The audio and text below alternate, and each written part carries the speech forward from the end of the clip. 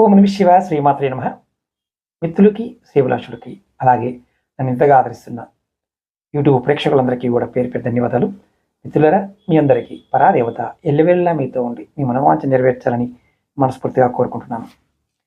ఈ షార్ట్ వీడియోలో పెళ్ళిళ్ళలో చాలామంది పెద్దలు చెప్తూ ఉంటారు, పెళ్లి చూడడానికి దేవతలు వస్తారు అని. చాలామందికి అనుమానం ఉంటుంది, నిజమే వస్తారు. బుధవారం నాడు కానీ గురువారంలో కానీ వివాహం చేసుకోవడం చాలా మంచిదిగా చెప్తారు. అలాగే రాత్రిపూట ముహూర్తం చాలా మంచిదిగా చెప్తారు. పెళ్లి మండపానికి అరటి గెలలు, మామిడి ఆకులు, తోరణాలు కడతాం కదా, అవి అలంకరణతో పాటు కొబ్బరి మండలు కూడా ఉపయోగిస్తారు. ఖచ్చితంగా ఉపయోగించాలి. పెళ్లి మండపం పైకి ఎవరు కూడా చెప్పులతో రాకుండా చూసుకోవాలి.